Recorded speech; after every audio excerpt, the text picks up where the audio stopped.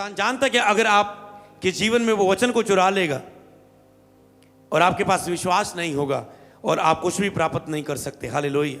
तो आपकी वो आत्मिक लड़ाई है। सबसे पहले जिन चीजों को आप शरीर में लड़ रहे हो, ये लाइन लिखना, उन्हें शरीर से लड़ना बंद करो, आत्मा में लड़ना शुरू करो। आपको पता है कुछ परिस्थितियां, ये लाइन भी लिखना, कुछ हालात आपकी लाइफ में कई बार परमेश्वर उसे आने देता, रोकता नहीं। क्योंकि जब तक आपकी लाइफ में कुछ ऐसा हालात ना आए जिससे आपको पता है मेरा पैसा नहीं कर सकता काम, मेरा ये नहीं काम कर सकता, डॉक्टर कुछ नहीं कर सकता, पैसा कुछ नहीं कर सकता, ये वकील भी मेरा ये हल नहीं कर सकता, जैसा झूठा केस पा दिया मेरे ऊपर। जब आपके ऊपर जब ये बंदा कह रहा है मैं नहीं करूंगा तेरा काम, कुछ भी कर ले, मैं नहीं करूंगा, मैं नहीं तेरे पैसे दूंगा, चाहे कुछ भी कर ले, परमेश्वर कई बार आपकी लाइफ में आने देता है। क्यों आने देता है? जब आप खुदा से दूर हो जाते हैं प्रेयर से और बिना प्रेयर के जीवन जीना शुरू कर देते हैं, बिना भरपूरी का और फायर प्रेयर का, बिना आत्मिक लड़ाई का जब जीवन जीना शुरू करते हैं, ढीला ढीला, प्रभु जब चाहेगा तो हो जाएगा, अगर प्रभु की मर्जी होगी तो हो जाएगा। तो जब आप ढीला ढीला जीवन जीना शुरू हो जाते हैं, कोई नहीं अपने आप हो जाएगा, तो परमेश्वर जब ऐसे प्रेशर आपकी लाइफ में आते हैं, ये आपको उपस्थित प्रेयर में बढ़ाते हैं। आपको पता प्रेयर ही हल है और खुदा यही चाहता होता है। वो चीजों से अगर आपकी लाइफ में कुछ ऐसी फ्रस्ट्रेशन चल रही है, मैंने कहा डोंट वेरी, ये केवल प्रेयर में बढ़ाने के लिए। जिस दिन तुम प्रेयर में बढ़ गए, ये हल हो जाएंगे यीशु नाम। Perfect word in Jesus name. समझ पाए? जिस दिन प्रेयर में तुम बढ़ गए, ये हल होने वाली, क्योंकि ये परमेश्वर की मर्जी के बिना कुछ नहीं आ सकता और परमेश्वर की किसी चीजों को देने में आपके अंदर चाहत नहीं। पर अगर आपको वो प्रेयर में बढ़ाने के लिए कि आप परमेश्वर के साथ इतने डीट हो चुके हैं कि परमेश्वर के साथ बैठते नहीं, फिर वो आने देता है। फिर जब वो आती है आपकी लाइफ में, फिर आपको पता है प्रभु ही करेगा अब तो। हालेलुया।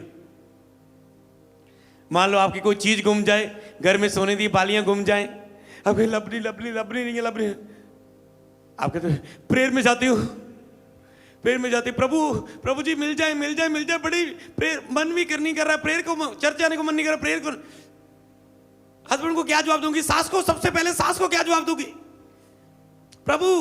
ओके, आप प्रेयर में बढ़ गए, अब बालियां भी मिल गई। समझ पा रहे? मैंने एग्जांपल दिया आपको कि ऐसा कुछ होता है आपके साथ, ऐसा कुछ होता है। जैसे जब जब इजरायली लोग परमेश्वर से दूर हुए, क्या उनके ऊपर मुसीबतें आई नहीं? जब उन्हें विचार करने शुरू कर दे, सुन्न हो गए, मूर्ति पूजा करनी शुरू कर दी, उनके ऊपर विपत्तियां आती थी। जैसे वो यहोवा की दुहाई देते थे, खुदा उन्हें जीत देता था और वो छोड़ के चली जाती थी। कितने सहमत ऐसा होता है? तो इसका मतलब खुदा इंतजार कर रहा है, आप उसकी हजूरी में आ जाओ। तो शारीरिक रूप में अगर आप लड़ रहे हैं, जो चीज आपको आत्मिक रूप में बढ़ाने के लिए आई है, उसका आप शारीरिक रूप में लड़ाई लड़ रहे हैं, जीरो प्रेयर में, आप गलत दिशा में हो। आप और क्रोध दिला रहे हो खुदा को, आप और दुखी कर रहे हो उसे। इसलिए खुदा आपके के द्वारा, वचन के द्वारा अगुए से बात करता है। इसलिए शैतान वचन से दूर रखता है, क्योंकि उसको पता जो मैंने इसके मन में डाला है, पवित्र आत्मा अपने दास के मन में डाल के इससे बात कर लेगा। इसलिए वो वचन सुनने से रोकता है। और तुम विश्वास कर लोगे, फैसला ले लोगे, यत्न करोगे और तुम फ्री हो जाओगे, उसकी योजनाएं नाश हो जाएंगी। तो इसीलिए आपको आज का वचन समझना कि आपको वो लड़ाइयां लड़नी है। हालेलुया। आपको वो लड़ाइयां लड़नी है, इसके लिए आपको काम करना है। हालेलुया। तो ये शैतान आपकी लाइफ में रुकावट का कारण बनता है। उसे पता है तुम ये प्राप्त करोगे, विश्वास करोगे, तो आपको शैतान वचन से दूर रखता है, खुदावंद की हजूरी से दूर रखता है। और इस महीने का हमारा एक और भी लक्ष्य है कि रोज 3 घंटे प्रार्थना के लिए फास्टिंग के साथ लड़ना, उसे भी आप पूरा करते रहो। हालेलुया। साथ में तो फास्टिंग, प्रेयर, उसमें आप करेंगे प्रेयर वचन, ये 2 ही काम उसमें आएंगे। प्रेयर वचन ये आपके अंदर विश्वास को पैदा करेंगे आत्मिक लड़ाई को लड़ने के लिए। ये आपके अंदर विश्वास को पैदा करेंगे, उसमें लड़ो, विश्वास में बढ़ो और अपनी आत्मिक लड़ाई को लड़ो। तो अगर आप किसी लड़ाई को शारीरिक रूप में लड़ रहे हैं, हॉस्पिटल रूप में लड़ रहे हैं और आत्मिक रूप में नहीं लड़ रहे हैं, तो उसके आत्मिक रूप में आ जाओ। मेरे लाइफ में बहुत सारे ऐसे, जब नया नया मसीह में आता था, कभी कोई फैमिली का मसला हॉस्पिटल टाइप होता था, तो मेरा एक फैमिली मेंबर था और सियाना कोई, और जब वो हॉस्पिटल में गए एंड ब्रेन अटैक हुआ, पूरा बॉडी डेड हो गई, खत्म, मतलब कोई जैसे पूरा बंदा बॉडी है पर वैसे खत्म है। तो आत्मा ने कहा 5 दिन फास्टिंग में चला जा, सहायता की। कई बार आप जब खुदा के साथ रहते हैं, आत्मा आपकी सहायता करता है। खुदा के साथ नहीं रहते, हालात आपको दबा देते हैं, इसलिए खुदा के साथ रहना भला है। 5 फास्टिंग में चला गया। तो उस हॉस्पिटल में जितने भी डिसीजन आए, मुझे बातें आई, यहां ले जाओ, वहां ले जाओ, ये वो डिसीजंस आए, तो मैं उसको आत्मिक रूप में लड़ पाया। मैं उसमें अड़ा रहा, खड़ा रहा, उसमें प्रेयर में रहा। ऐसा नहीं कि वो निराशा में मैं पाप में गिर गया, क्योंकि मैंने एक चीज देखी थी कि जब जब मैं मसीह, तो मुझे बात भी याद आई कि जब जब मैं नया मसीह में आता था, कोई भी निराशा आती थी, मैं पाप में गिर जाता था। कोई भी निराशा आनी, कोई निराशा का काम आना, पाप में गिर जाना, सारी आत्मिकता खत्म हो जानी, कोई भी निराशा का काम आना। अब मैंने देखा जब खुदा मेरी बुलाहट में मेरी सहायता कर रहा है, मैंने आपको बताया था वो आपकी बुलाहट में खुद आपकी सहायता करता है, तो पवित्र आत्मा ऐसे हेल्प करता था कि अब भी तो फिर निराशा में जाएगा और पाप में गिर जाएगा, आत्मिकता तेरी जाती लगेगी, पर मेरी तेरे ऊपर बहुत सारी जिम्मेदारियां हैं मेरी ओर से। तो मैं ऐसे रहा, तो परमेश्वर ने उस चीजों को हैंडल करने में मेरी सहायता की, हालेलुया, उस समय को जीतने के लिए। तो ऐसे अगर आप शारीरिक रूप में आपकी लड़ाइयों को लड़ रहे हैं, चल case case, police police, case case, report report, doctor doctor, operation operation, और प्रेयर में कोई लड़ाई नहीं लड़ रहे, आप गलत दिशा में हो। प्रेयर में साथ रह के ये चीजें करो भी, अगर आपको अगुवाई हो रहा है कि मुझे ये चीजें करनी है, तब करो, उसमें चलो। आपको पता करना तो खुदा नहीं, ये चीजें तो कई बार होने के बाद भी सफल नहीं है, कंप्लीट नहीं, ऑपरेशन के बाद भी उनकी वो चीजें आ जाती वापस, वही प्रॉब्लम रह जाती है। तो आपको पता है ये कंप्लीट हल नहीं है जो मैं जी कर रहा हूं, कंप्लीट हल तो खुदा ही दे सकता है। तो आप साथ में प्रेयर में और साथ में आप बहुत चीजें कर रहे हैं, परमेश्वर आप, प्रभु आपको छोड़ने को बोलेगा, आप छोड़ देंगे। प्रभु आपको कंटिन्यू चल रहे हैं तो आप कंटिन्यू करेंगे। उसने आपके लिए डॉक्टर को यूज करना है, वो डॉक्टर को यूज करेगा। उसने आपके लिए डायरेक्ट चंगा करना है, डायरेक्ट करेगा। आपका विश्वास कैसा है, वो आपके विश्वास के अनुसार काम करता है कि आपका फेथ कैसा है। तो अभी जैसे आप, तो अगर आपको लग रहा है मैं कोई लड़ाई को, वो मेरे पैसे देने के नहीं, तो आप लड़ रहे हो बातों से, कभी नहीं होगा, हालेलुया। तो इसीलिए आपको आत्मा में आना होगा लड़ाई के लिए, उस चीजों, उन टॉपिक्स को जिनको आप शरीर में कोई लड़ रहे हो। आत्मा आपसे बात कर रहा है किन टॉपिक्स में आप शरीर को लड़ रहे हैं।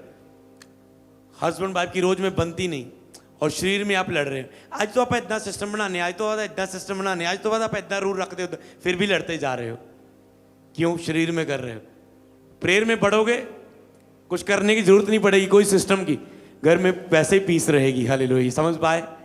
ऐसी बहुत सारी एग्जाम्पल है जिसमें हम शारीरिक रूप में कर्जे का हल करने के लिए ये कर लेते कि वो कर लेते, वो कर लेते, सब कुछ छोड़ के प्रेयर में बैठ जाओ, देखना खुदा हल करेगा, ऐसी युक्ति बनाएगा, तुम हैरान हो जाओगे, हालेलुया।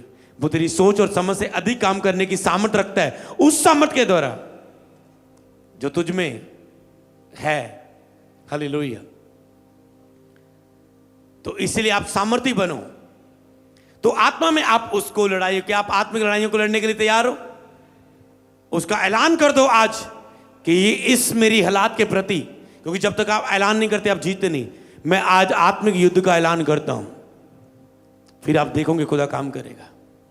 तो क्या लिखा है आगे वचन में? याकूब में लिखा है कि शैतान का, इसलिए परमेश्वर के अधीन हो जाओ और शैतान का सामना करो, वह तुम्हारे से सामने से भाग निकलेगा। शैतान का सामना करो मतलब शैतान से लड़ो, शैतान का विरोध करो, सामना करो, आपको पता नहीं सामना करोगे, अगर समझे तो विरोध करना होता है, विरोध करना। जैसे आप शैतान का विरोध करना, आपके लिए में बीमारी है, आप बीमारी का विरोध करेंगे। विरोध कैसे करेंगे? प्रभु जी बीमारी दूर कर दे। नो नो, ये लड़ाई है। बीमारी मैं तेनू झिड़कदा, मैं तेनू डांटदा, मैं तेनू आज्ञा देना, इनू कहते विरोध करना। शैतान का विरोध करो। आपने विरोध देखा कैसे होता है?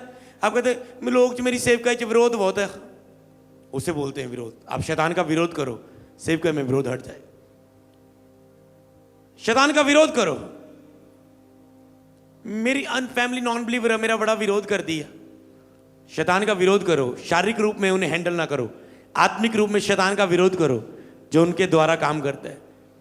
वही हफ्ते बाद कहने वाले, बेटी चर्च जा रही है, किराया ले जा मेरे से। ओह थैंक यू जीसस पापा। आप कहेंगे मेरे पापा के मन को बदल दिया। क्योंकि आत्मिक क्षेत्र में काम करना है आपको। शैतान का विरोध करो। वो तुम्हारे घर से, तुम्हारे फाइनेंस से, तुम्हारे हस्बैंड से, तुम्हारे बच्चों से, तुम्हारे हस्बैंड वाइफ के बीच में से भाग निकलेगा। शैतान का विरोध करो। आज विरोध करने के लिए तैयार हो? हाँ, ऑनलाइन तैयार हो आत्मिक लड़ाई लड़ने के लिए? सारी डिले खत्म होगी, सारी फेलियर खत्म होगा, सारा कूड़ा करकट आज दूर होगा आपकी लाइफ से। मैंने तो ऐलान कर दिया आपके लिए आज 1 नवंबर में कि मैं इन लोगों के लिए, शैतान तेरे खिलाफ मुकदमा, केस घोषित करता हूं। आज केस करो शैतान पर। लेकिन चोर चुराने के लिए आता है। ओके, आप विरोध किसका करते हो? अगर आपका कोई विरोध के, आप आत्मिक लोग हैं, आप शरीर काम के लिए थोड़ा ना विरोध करोगे कि मैं गेम नहीं खेलना, गेम खेलना चाहता है 2 घंटे, मेरी मम्मी मैंने गेम नहीं खेलने दी, मैं विरोध करूंगा। नो। किस चीज के लिए आप विरोध करते हो? अपने हक के लिए। दुनिया में आप केस लगाते हो किस काम के लिए? अपने हक के लिए, सही न्याय के लिए। इसलिए आज आपको शैतान पर केस करना है। जो किराएदार आपकी लाइफ में बैठा हुआ है, जब कोई किराएदार बैठता है आपके घर में कब्जा कर लिया, आप केस लगाते हो, उसका विरोध करते हो, केस लगा के, केस का ऐलान करके आप विरोध करते हो। कोई भी आपको बेकार में तंग कर रहा है, आपका पड़ोसी, आप विरोध करते हो उसका, क्योंकि आपको बेकार में तंग कर रहा है। कोई रिश्तेदार आपको कोई धमकी दे रहा है, आप उसका विरोध करते हो। इसी तरह लेकिन शैतान का विरोध करो, वो तुम्हारे सामने से भाग जाएगा। आपको उसका विरोध करना है, विरोध करना है, लड़ाई करनी है उसके साथ, आत्मिक रीति से लड़ना है। तुम आत्मा में काम करोगे। लिखा है जब तुम प्रार्थना करे, द्वार बंद कर और गुप्त में प्रार्थना कर। प्रार्थना मतलब आत्मिक लड़ाई। प्रार्थना कौन सी है? जिसके द्वारा हम आत्मिक लड़ाई लड़ते हैं, ऐलान करते हैं, घोषणाएं करते हैं। वचन हमारा युद्ध के हथियार हैं। फास्टिंग हमारी लड़ाई के लिए हमें सामर्थ्य करते हैं। पवित्रता ही हमारी जीत की निशानी होती है। हालेलुया। सारे हथियार लिखा है, बांध लो। तो शैतान का विरोध करो, तुम्हारे सामने से भाग जाए। विरोध करने के लिए क्या चाहिए आपको? आत्मिक हथियार। तो जैसे मैं आत्मा में महसूस कर रहा हूं, तो जैसे दाऊद को शस्त्र वस्त्र धार के ऐसे गोलियों से लड़ने के लिए भेजा जा रहा था, दाऊद कहता था मुझे ये शारीरिक रूप में शस्त्र वस्त्र नहीं चाहिए, शाऊल ले ले इसे, मेरा भरोसा सेनाओं के यहोवा पर है, मैं आत्मा में गोलियों से लड़ूंगा। गोलियत के पास सामने जाके कहता है, गोलियत तू जो इस परमेश्वर के लोगों को ललकारता है, आज मैं तुझ पे मुकदमा करता हूं, केस करता हूं तेरे वचनों पर, कि आज मैं तेरा सिर धड़ से अलग कर दूंगा, मेरा परमेश्वर तुझे मेरे हाथ में कर देगा। पहले वचन से मार दिया उसे आत्मिक युद्ध में। तो फिर जब उसने गोफन, जो उसका प्रैक्टिकल उसको खुदा सिखा रहा था, उसने लिया, सारा वो गोलियत भरा हुआ था वस्त्र से, आत्मिक डाल से, सब चीजों से, माथे वहां लगा उसे, उसके जहां वो सुरक्षा थी, सीधा निशाना लगा और गोलियत धड़म, दाऊद ने काट दिया सिर। ऐसे आज आप इस आत्मिक युद्ध के लिए उस आत्मिक शस्त्रों से भर के आज यहां से जा रहे हैं, यीशु नाम में। हालेलुया। ओके, तो युद्ध के हथियार हमारे कौन से पढ़ेंगे हम? इफिसियों की किताब 6 की 10 से 18 लास्ट वचन। इसलिए प्रभु में और उसकी शक्ति के प्रभाव में बलवंत बनो। प्रभु में और उसकी शक्ति के प्रभाव में बलवंत बनो। मैं कहता हूं अगर आपने 27 तारीख की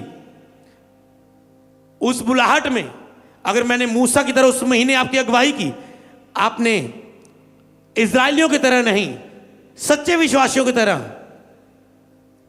थोड़े ही जो प्रवेश करेंगे उन थोड़ों की तरह उसमें आप अगुवाई में चले हो, तो कहते हैं इसलिए प्रभु में और उसकी शक्ति के प्रभाव में बलवंत बनो।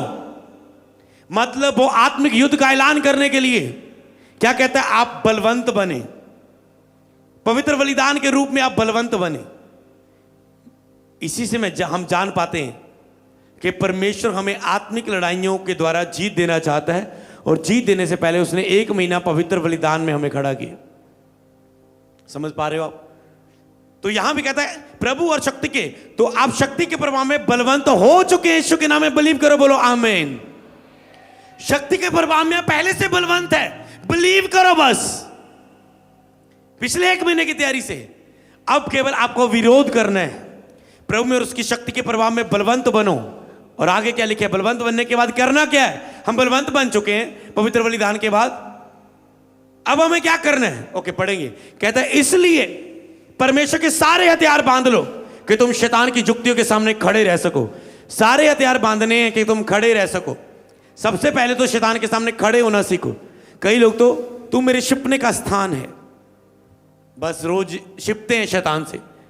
जब तुम आत्मा में बलवंत हो जाते पवित्र बलिदान के रूप में, तो तुम शैतान के सारे हथियार बांध के शैतान के सामने खड़े होने के योग्य हो जाते हो,